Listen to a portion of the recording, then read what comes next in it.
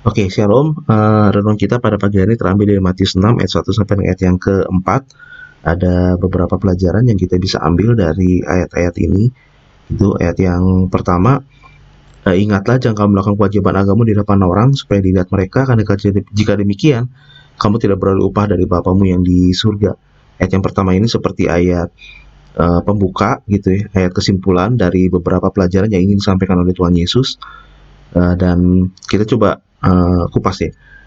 Tuhan Yesus mengatakan ingatlah, ingatlah. Ketika Tuhan mengatakan ingatlah, berarti ini suatu hal yang penting, suatu hal yang nggak boleh dilupakan ketika kita melakukan kewajiban agama kita, ketika kita bertindak melakukan sesuatu.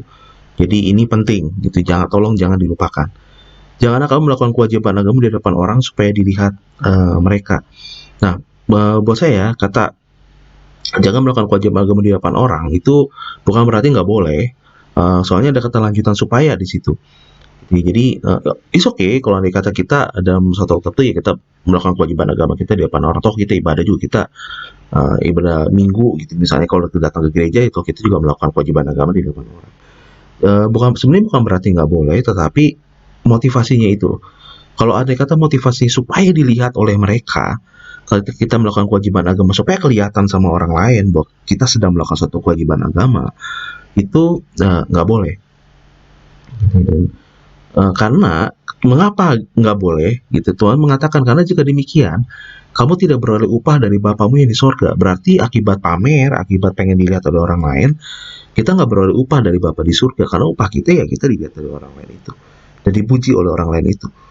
Nah, tapi coba lihat dari sisi yang lain, berarti Tuhan memberi upah. Tuhan Yesus mengakui bahwa Bapa memberi upah kepada apa yang kita lakukan gitu dalam kehidupan kita sehari-hari. Dan uh, jangan dikira Bapak nggak tahu apa yang sedang kita kerjakan dan apa yang sedang kita lakukan. Tuhan tahu dan Tuhan mencatat itu ya. Jadi Tuhan memang memberi upah dan apapun yang ingin kita kerjakan. Mari kita mulai dari yang kedua lagi.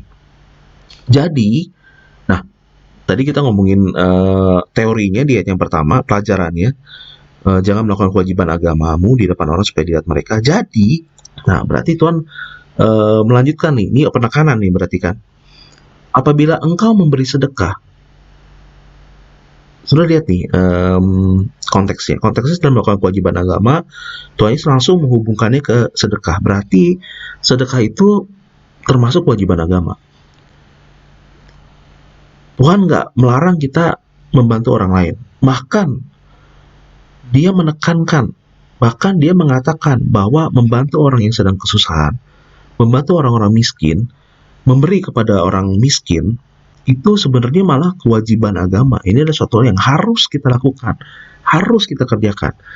Dan apabila saudara dan saya mengakui bahwa Yesus Kristus adalah Tuhan dan kita mengasihi Dia, maka sebenarnya membantu orang lain itu kewajiban.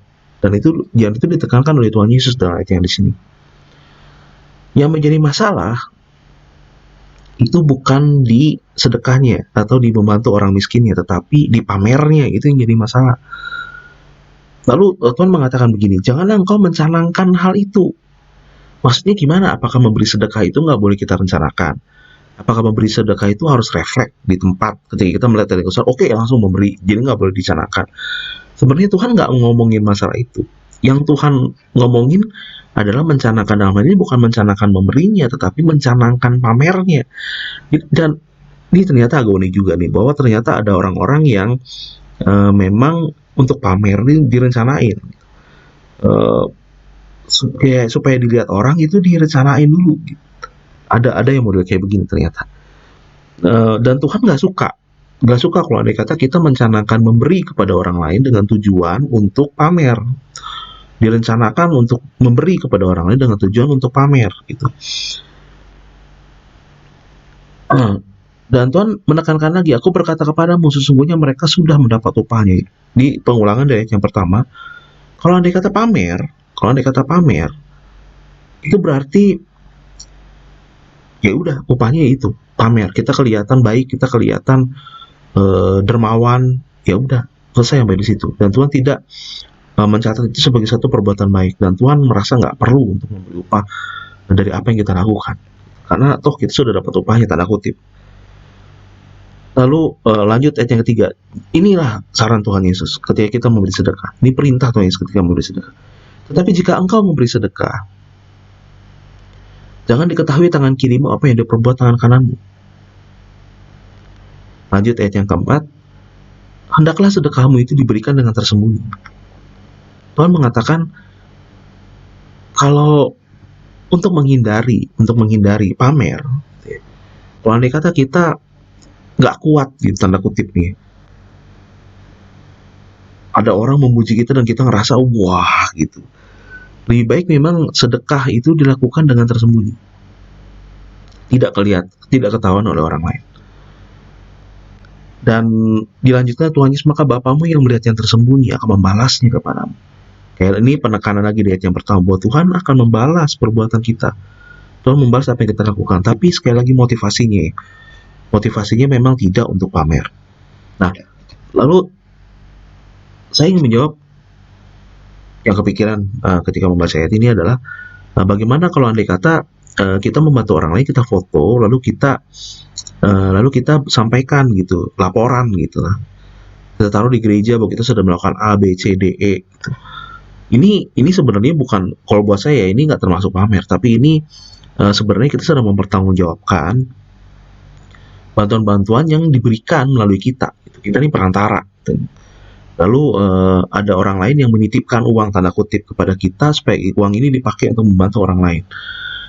Ini kita mesti mempertanggungjawabkan pemberian kita. Ini bukan termasuk pamer gitu. Jadi bedakan antara mempertanggungjawabkan uang bantuan yang diberikan melalui kita dengan pamer gitu. Ini tujuannya bukan buat pamer, tapi tujuannya untuk mempertanggungjawabkan. Tapi sekali lagi inti dari pelajaran Matius 6 ini adalah, jangan salah, sedekah itu adalah kewajiban. Memberi kepada orang miskin, memberi kepada orang lain itu adalah kewajiban yang didorong oleh Tuhan Yesus. Tetapi motivasinya gitu ya, jangan untuk pamer, karena kalau kita pamer, ya Bapa di surga tidak akan memberi upah kepada kita. Tuhan Yesus memberkati.